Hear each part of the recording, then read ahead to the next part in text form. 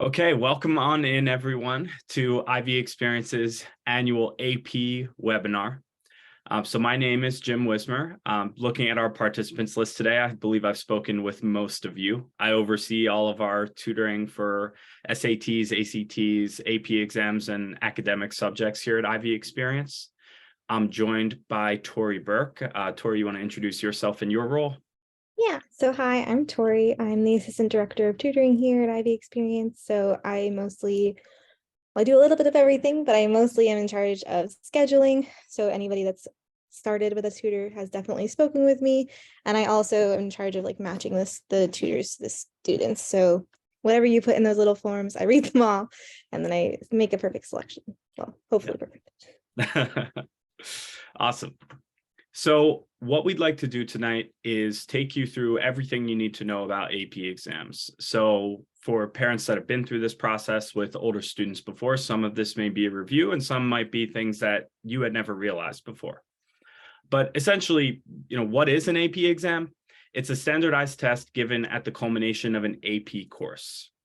Now, it's possible to take an AP exam without taking the corresponding course. We're not going to go too much into that in this presentation because it's a very niche situation. But if you are, a student at a school that doesn't offer APs and you're considering trying to take the AP exam, talk to us separately and we can kind of coach you through what needs to happen there. What is an AP course? It's a course that is designed to mimic an introductory level college course in terms of both its content and difficulty level. And that means that the AP exam is designed to, among other things, simulate a final exam for college. So most AP exams, they consist of both a multiple choice and free response portion, and they're scored on a scale of 1 through 5. A score of anywhere between 3 and 5 can be accepted by a college, but doesn't have to be. And we'll talk more about college acceptance of AP exams on future slides. AP exams are administered from May 1st through May 12th this year. So they're always the first 2 weeks of May, the first 2 full weeks of May, that is. And so this year, that's the 1st through 12th. There's a late testing window later. Torie will fill you in on that. And then they cost about $100 to take, and they're run by College Board, which is the parent company of the SAT. So I'm not going to talk too much about College Board's role in all this, except to say that if your student qualifies for accommodations on AP exams, one way to know if they already have those accommodations in place is if they took the SAT or the PSAT with accommodations. So College Board grants accommodations for all of its exams at once. And that means that if your student took the PSAT or the SAT with an accommodation, they'll be granted the same accommodations for the AP exams. You should follow up with your student's school counselor if you're not sure if their accommodations are in place, if they haven't taken a College Board exam yet. I'm talking to you freshmen who probably haven't taken a PSAT at this point. Or sophomores at schools that don't offer the PSAT to sophomores, or juniors who opted out of it and haven't taken an SAT yet.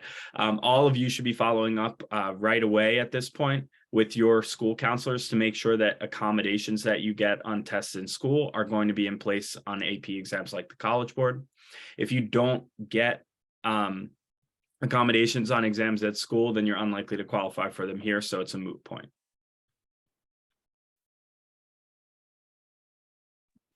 So you might be wondering, how do colleges use these AP exams? And there are a couple of different ways they use it. We're going to get into all of them right in just a moment. But the sort of quintessential way that everybody thinks is used for credit. So what that means is you can earn a college credit for a qualifying score. What that looks like on your transcript is just the same as you have taken a general course. So Jim has an example that his bursar thought that he had taken physics for engineers because he had taken AP physics. And so it looks just exactly the same on your transcript. So policies differ from school to school and even sometimes from department to department on how they're accepted, but it generally goes approximately the same way every time, which is they have a list of which ones they accept and what scores they accept. So that score that they accept is not going to be the same for every exam. So some colleges will only take a 5 for AP Calculus. They might take a 3 for AP Chemistry. Sometimes that also differs between department and department. This is most common at schools that are very large, that have different individual colleges for different specialties. So think a school that might have a school of engineering and also a school of communications. That communications school might happily take AP Calc at a 3 and only take AP Lit at a 5. And the engineering school might do just the opposite. They might take a 3 for AP Lit and take only a 5 for AP Calc. So the point of all of this is that you can knock out some required courses and take some things you're more interested in if that's something that you want to do. And obviously this can be a huge money saver. So Jim just said that these credits only cost $100, and an equivalent course at the college is going to cost at minimum several $1,000s if you are paying full price. So you might wonder, why wouldn't you do this? Or why would you? And there are a couple of benefits and drawbacks for everybody, and it's sort of an individual situation. But I wanted to share an anecdote about myself and also an anecdote about my younger sister. So I went to Bryn Mawr and I studied chemistry, and I had 13 AP credits when I got there. And I actually only wound up using, out of all of the ones that I was allowed to use, which I think was 10, I only wound up using 8 of those. So that was really great. It actually enabled me to double minor, which anybody that's studied a hard science knows is really challenging to do if you're doing, especially if it's outside of your department. So I actually got to minor in 2 artistic subjects, which was great. However, I didn't actually use my AP Chem credit or my AP Calculus credit. And my parents in particular were like, why have you done this? And I had to explain, well, I actually just wanted to take the AP Chem. I just wanted to take the actual chemistry course at Bryn Mawr with their particular labs and everything. And most of my fellow chem majors did the same thing. However, other people might want to use all of their credits. So for example, my younger sister just graduated from Boston University. She was an economics major, and she went in with 8 credits and used all of those, which actually enabled her to get a master's degree in that same 4 years that she was at school. So she could have graduated early, but instead chose to get that graduate degree. So it really just depends on like what your personal preference is and what you're studying, what might make the most sense. So Jim has a couple of more anecdotes about some other different scenarios. Yeah, so I went to the University of Pittsburgh Honors College, and so when I went there, I had about a full year of credits from the AP exam scores that I'd gotten in high school. Now, I chose to knock out a bunch of requirements and just take more electives that I was interested in, add a minor. I could have tried to graduate in 3 years. I was there on an honors full tuition scholarship, so I wasn't exactly motivated to leave early because it was paid for.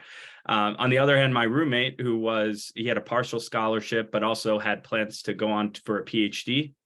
He did use his AP credits to graduate a year early because he knew he had 5 more schools ahead of him, or 5 more years of school ahead of him after college. And so, he was chomping at the bit to get out as quickly as possible so that he could start on his career. And so he decided to, kind of skip a whole year. Now, these are more extreme examples. You don't get to have the job that Torie and I have guiding students through standardized tests for a living if you're not a giant nerd in high school. Surprise. So, it can still be a huge benefit for a student to just have 1 or 2 AP credits. Maybe they don't have to take a freshman year English course, or they knock out their foreign language requirement, or they are studying the humanities and now they don't have to take science because of that 5 in AP biology.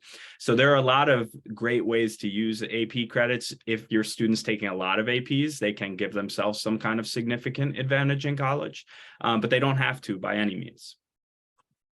Okay.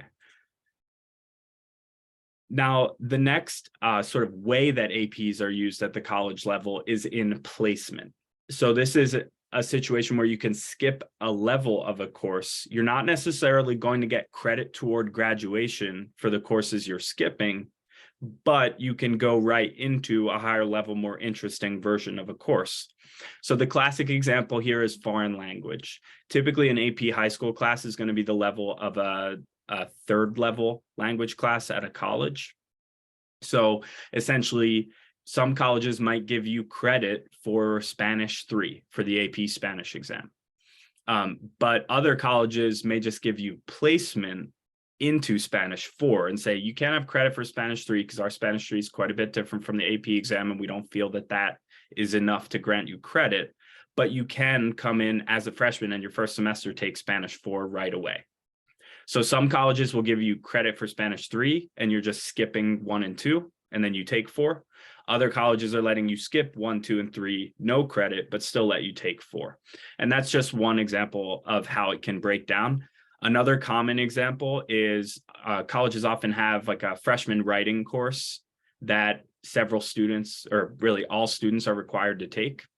Sometimes you can place out of this writing requirement by having a qualifying AP English score. And so if that's the case, you don't have to take this otherwise required course, but you're not going to get credit for it. The requirement is just removed from you.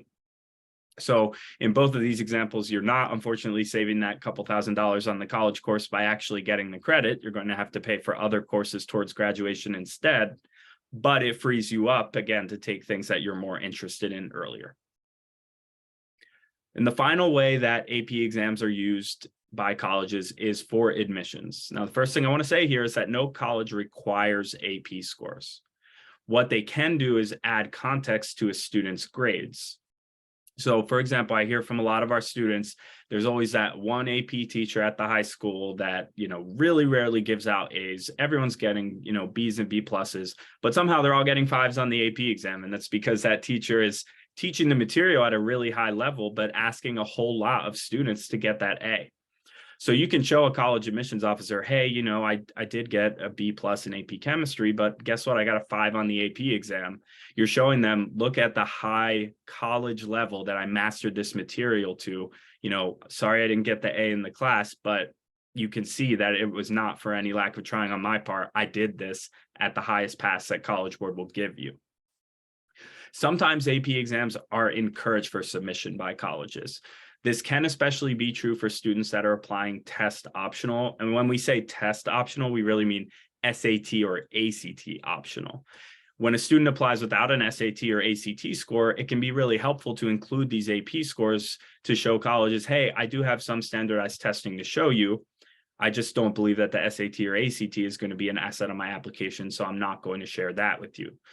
And some colleges will explicitly say on their website, we encourage students to submit AP exam scores if they're not using SAT or ACT scores. Other colleges don't say it, but they might still look a little more closely at AP scores if you're not submitting an SAT or ACT. An important kind of sub point here is that some colleges out there are test blind. They don't accept scores from the SAT or ACT at all. The University of California system and the California State University system are examples of this. Test blind does not actually mean that you can't submit your AP scores. Those colleges will still consider your AP scores in admissions. You can send them at the point of admissions, not just for credit or placement later. And it's worth noting that you can take the AP exam without submitting it. Now, when it comes time to submit, and this is something that's going to be a little bit more relevant to our juniors and junior parents than the other classes for whom applications are much farther off. But when it comes time to submit AP scores, in your application, they'll ask for your AP scores, and you can choose to fill them in or not. And so you do what's called self-reporting your AP scores on that application. That means that you write them in yourself. You do not have to send the official score report from those AP exams to that college. Your official AP score report is going to include every score from every AP exam you've ever taken. We work with a lot of students who don't want colleges to see every score from every AP exam they've ever taken. Maybe they, stretched out on a limb and took an AP course as a freshman and it really didn't go well because they weren't ready for it, but they were just trying to challenge themselves. Maybe, they bit off more than they could chew with AP biology and it just didn't go well for them for whatever reason. Regardless of why that AP score isn't what you want it to be, the important thing to note is that you don't have to share it. Now, you're not really pulling one over on a college by not sharing it, because essentially from a college's standpoint, not taking the AP exam and taking it but not showing the score with them looks exactly the same. They see an AP course on your transcript and no corresponding score. So you're not necessarily hiding anything. They know that you didn't do well on the AP exam, either because you opted not to take it or because you didn't do well when you did take it, because they know that if you reported other AP scores, then you would have reported that one if you did it well on it. So the important thing to remember here is like, if you are in the AP course, just try the AP exam. It's possible to get quite lucky on multiple choice questions, especially with some basic test taking strategy and some level of content knowledge. You don't have to know the content to the utmost degree of expertise to do well on these exams in all cases. We'll talk a little bit more about what actually goes into doing well on the exams in a bit. But the point is, you're not hurting yourself in any way by just taking the exam and seeing what happens. Later on in the process, you're going to submit your official AP score reports to colleges, well, basically to the one college you choose to attend. And at that point, you're submitting it so that you get all of this credit and placement that you qualify for. So at that point, you send the official report and they'll see that, okay, he chose not to report his one from AP biology freshman year. And that's okay. You know, that's not considered dishonest. You're choosing what scores to share and what not to. If you report a 5 in AP chemistry and it was a 4, at that point, you may get your admission rescinded. So you do have to be honest about the scores you're reporting, but it is considered okay to choose not to report scores that don't reflect well on you. So that was a lot of information, and you've just learned that a lot of different colleges have a lot of different policies. And now you might be wondering, well, how do I find out? And there are a couple of answers to that. So the first answer, as it is so often in our modern world, is to Google it. Google does know the answer. It might just take a bit of digging, especially if it's a school that has, again, like that multiple college structure. So your Penn States, your Cornells, etc. You might instead choose to contact the admissions office, or the university department in particular, or your own college counselor. So there is actually a small advantage to this as well. So any college that does track demonstrated interest is going to count having reached out for this reason as demonstrated interest, but not all schools do that. So that's another thing that you might want to ask either us or just look on the internet to find that out. And one point on that is that when reaching out to ask for clarification on an AP policy, one, don't just ask questions you can easily find. If it is spelled out completely clearly on their website, don't send the email. If the website is for some reason confusing or the information's not there, that's when you reach out. 2, the student should be sending the email. Yes. Then it's in writing that this student with this name and this email address, that's all going to be in the common application later, reached out to communicate. And that point of communication, you'll get credit for it with the way that they track this stuff. So make sure it's the student, make sure it's in writing. They might not track a phone call if someone's busy and they're not going to write down your name. They might not know how to spell it anyway. Okay, that's all I have to say about that. Okay. And just to Jim's point, another thing that's important there that he sort of touched on is make sure it's the same email address if it's going to be in your Common App. I know a lot of students, I've seen them in their Zoom calls, have I love macaroni 123 as one of their email addresses. Don't choose that one. It should be the one that you email with. Make sure it's first name, last name at Google or whatever it is it might be. So another option is to search via the College Board.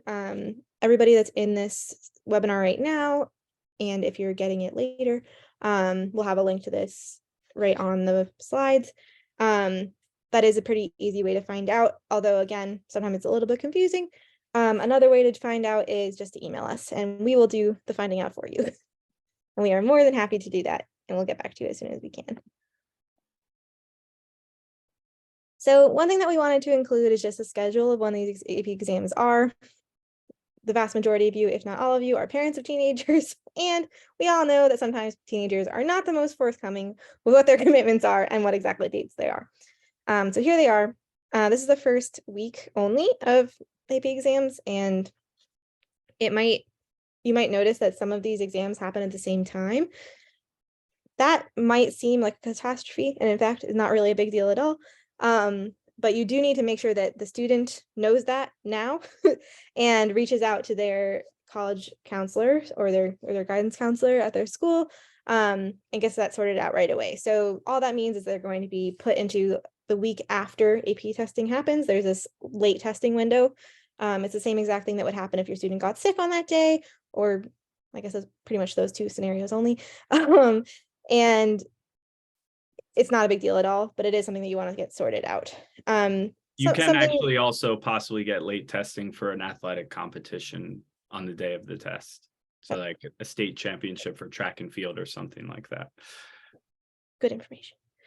Something that they do try to do, like they really make an effort, is to put different exams they're pretty confident you're not going to be taking both of them at the same time.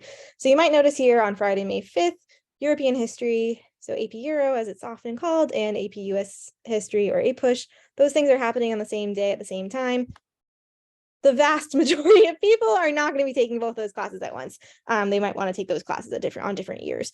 So that's not true for all of them, especially a lot of the languages happen at the same time as other exams. And obviously plenty of people are taking AP chemistry and AP Spanish at the same time, but they do at least make an effort to make sure that that doesn't happen as much as they can.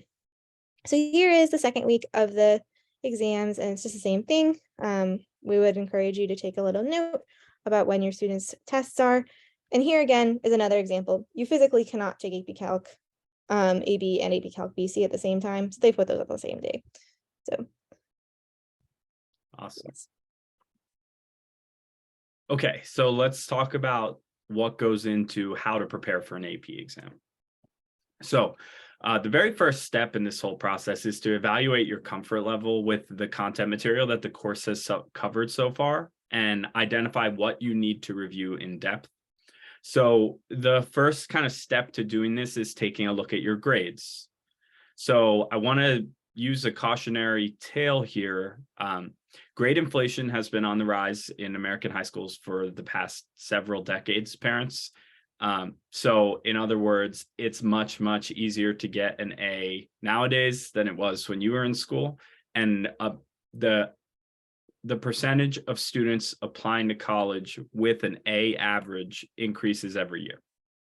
So that is to say that getting straight A's throughout the year on AP exams does not mean that you've mastered the material to the level of the AP exam necessarily. There are courses, in which that will mean that. It really depends on the teacher and how they grade, how strict they are with grading, how well their testing actually mimics the format of the AP exam.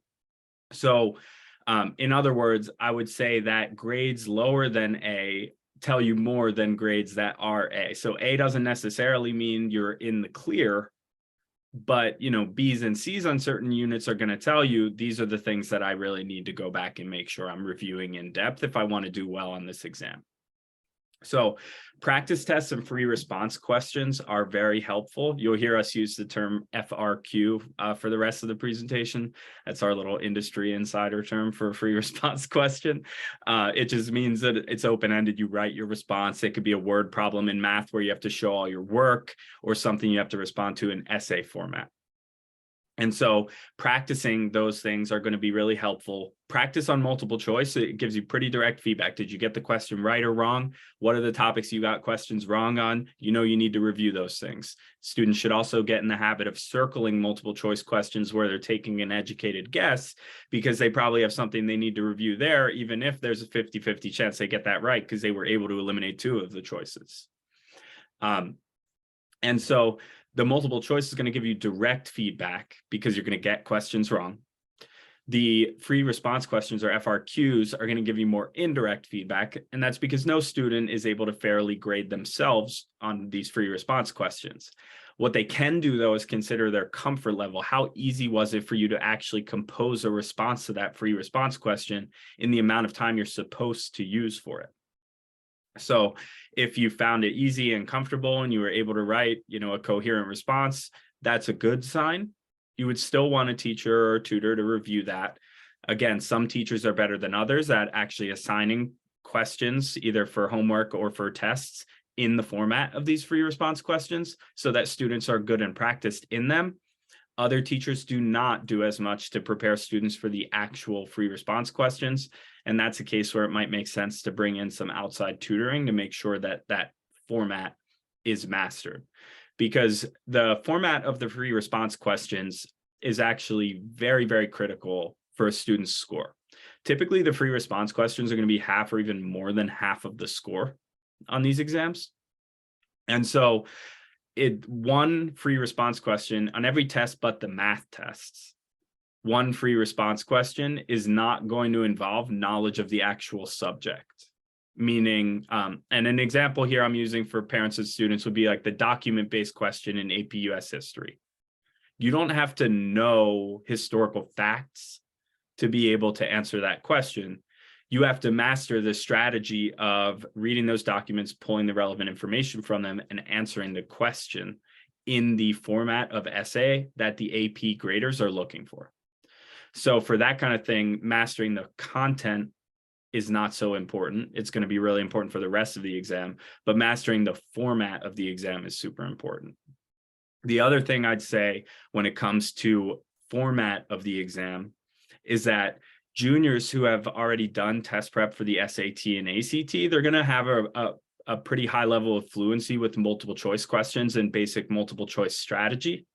Some younger students, like 9th and 10th graders, they may struggle a little more with just the concept of multiple choice questions, the strict logic that you have to follow, strategies for eliminating answers, how to effectively annotate the test. And so for them, learning the format of the test could have a little more to do with mastering the free response, the multiple choice format of test. So I just say that because that can be an important piece of the puzzle for those younger students. All right, so now how do we work with AP students? So the very first thing we do is match the student with a subject matter test prep tutor, and that will be Torie doing that matching in most cases. So we will work with students, especially in the first session and the first couple sessions, to make a plan based on the student's needs.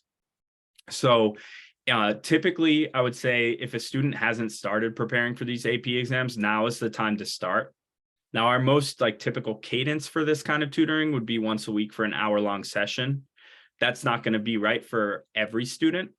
And so some students might need an increased frequency if they have a lot of previous content they need to go back and master. Or they may need less frequent sessions if they're a student that has been doing super, super well on content all year and they're really just looking for, practice and feedback with the free response questions.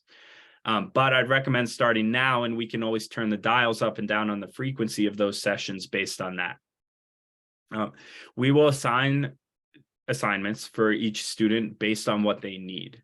So if we know a student is crushing the multiple choice and they have the content down pat, we're not going to be assigning them a lot of multiple choice practice, enough to see if we can identify any kind of topics out of left field that they might need to review that can show up. But mostly we're going to be focused with those students on free response questions. On the other hand, if a student is really, really struggling for the content, then we're probably going to hold off on a heavy focus on free response questions and make sure that we can shore a lot of that up. And then we'll kind of fold the free response back in, once they have the content under control. Now these are just examples of how it can go. We've seen these things work out every which way. So for some students, a perfectly balanced approach between all of it is what makes sense. Some students might need a lot of content review, even independent of any AP exam material, for a while before they're ready for AP exam material. The point is the tutor's working with the student to figure out what structure of preparation is going to make the most sense for where they are now relative to their goal. We also will give parents feedback on every session. So you'll get a recap email from the tutor outlining what was covered in the session, the assignment for next time, the date of the next tutoring session, and then the tutor or we can answer any questions you have along the way as well. So that covers our AP primer. So we can open it up now for a little Q&A session. If anyone has questions about AP exams, just know if you have questions about specific schools' policies, those will be better sent as an email to info@myivexperience.com. We do know some, we don't have them all memorized, to be quite frank, but we can help you out with that. It's just we might not be able to answer it on the fly immediately. So with that, I'll open it up to questions. Feel free to post in the Q&A or in the chat function on Zoom. We'll be able to answer the questions either way. I will start it off with one of the kind of common questions that we get, which is, For a student, essentially what it boils down to, and this is something that Torie touched on in their explanation of credit for AP exams, but should a student actually accept credit for an AP exam in their chosen field of study? And what I would say to this is, the answer with everything in college admissions of any kind is it depends. Torie, could you walk everyone through some of your reasoning for why you didn't want to take AP chemistry? Yeah, so I knew that I was going to be a chemistry major before kind of long before I got to college. And I loved my AP Chem course. It was great. But I also knew that there were going to be individual labs that were going to be different between AP Chem and Gen Chem at Bryn Mawr. And that's going to be true a lot of places. There were still some chem majors at Bryn Mawr, I think one or two, that wind up skipping Gen Chem altogether because they felt really confident in their AP Chem labs. And I just didn't feel that way. And so I really wanted to learn those specific lab skills. Like there are all different kinds of like weird intricacies in the different ways different schools teach lab skills. And I really wanted those basically. But I still really wanted to take AP Chem, even though I knew I wasn't going to use it in college because I really wanted that background content knowledge. And in fact, I mean, Bryn Mawr is a really small school for anybody that doesn't know. So there was only, I think, 15 chem majors. But out of all of those chem majors, I think 11 of them had taken AP Chem. And as I just said, only 2 of them wound up using it. So, I mean, yeah, only 2 of them wound up using it. So it really kind of depended on what people wanted to do. Calculus is the other very common course where students who have gotten a 5 in BC calculus will still opt to take it in college. And this was Torie's situation as well. So walk us through that one. Yeah, so I took both Calc AB and BC, and I actually had a lot of really awesome support from that because my mom's a math teacher. So I went in and I was like, I'm gonna do this, and I'm surely also going to take them in school. And calculus is a little bit weird. I think people, because it's a math course, they think it's just really cut and dry about how calculus is taught. And I would say almost nothing could be further from the truth than that. Calculus is more like learning a language than it is like learning like specific skills. Obviously, everybody learning integrals, but there's really just so many ways that you can teach this course. And especially if you're then going to be using that same calculus in standardized classes in like a hard science, or if you're going to be a math student, or even a psych student, if you're going to be in like the harder psych fields, maybe you just really want to know the specific type of calculus that is taught at the university. And I think that's really common, I would say. And for me, like I found my calculus course at Bryn Mawr really, really useful. I would say I didn't learn a bunch of like exact content, but it was one of the most valuable courses I actually took in college. I think it really taught me a lot about pedagogy. So yeah, I would say that really worked out for me for sure. On the other hand, I accepted every AP credit. The only one that was directly related to what I wanted to study was AP Latin. But I just wanted to skip to the highest level I could to take more interesting classes. So again, these kinds of things can work out every which way. But often in, I would say, math and the harder sciences, that's when you're going to, in general, benefit the most from that specific university's way of teaching it. And honestly, it's going to be hard to keep a GPA up in those very, very challenging subjects. So a little bit of a softball freshman year might not be unwelcome. All right, we have another question. AP courses do tend to highlight a sense of rigor to colleges and also add weight to GPA. Therefore, how many AP courses during the entire high school experience is considered good? Excellent question.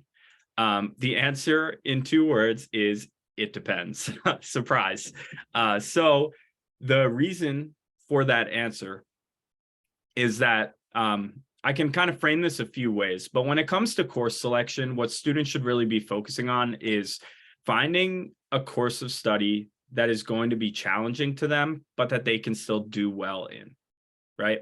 So there is no abstract best number of APs to take because that number is different for every single individual high school student based on what they're interested in, pursuing in college, based on a lot of different things. So one compromise I made with the rigor of my courses in high school, just to show how this kind of thing can shake out, I knew that I wasn't interested in studying anything, related to math or hard sciences when I went off to college.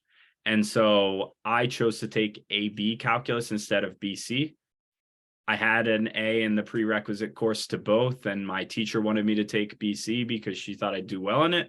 And I said, no way, I'm taking every AP course I can in humanities and history, and those are the things I care more about. So I need to let up the pressure somewhere. I know that I'm a 3-sport athlete. This is not going to work out for me to take every course possible at the highest level. So I said, no, thank you to BC calculus. And that was a great decision for me. I was seeing my friends, and knowing kind of my math level relative to theirs throughout our previous years of high school, I would have been miserable in that class. I would have made it, but it would have been rough. It probably would have hurt my GPA too. I'm not sure I could have pulled the A at the end of the day. I took AB, I was able to get an A, and I did well in it, and I was happy with where I ended up for college. So for any individual student, the answer is it depends. If you are a student who is gunning for the most competitive colleges in the country, I do have to tell you, they are expecting you to take the most challenging course load that your high school offers. So I'm not saying that this is right for everyone. I'm not saying that everyone should. But if you talk to an admissions officer from Penn or Harvard or Princeton or something like that, they're going to tell you, the students that they let in are the ones who take the most challenging curriculum that their high school offers, and they get A's in it. So if you are planning to apply to all Ivy League schools, and that's really what you care about, is getting into one of those highly, highly selective colleges, the answer is you need to take as many APs as possible, and you need to get straight A's in all of them. There is no shortcut. There is no secret formula that's going to get you around that. So I want to be clear. I'm not saying everyone should do that. That's not the answer for every student at all. It wasn't the answer for me. And, but if that is something that's important to your student, then they need to know going into it, what that is going to entail from them. Okay, it looks like that's all of our questions. So thanks everyone for reaching out. We'll send a recap email with the slides. We're also going to post a recording of this to YouTube. So if you have any friends who want to see it, or parents, if your student didn't attend this, but you think they probably should, then you can drop them that link. We'll send the recap either tomorrow or Thursday. Sometimes it takes us a little while to get it up on YouTube. Thanks for coming. It was great speaking with you all, and we look forward to talking to you later. Bye-bye.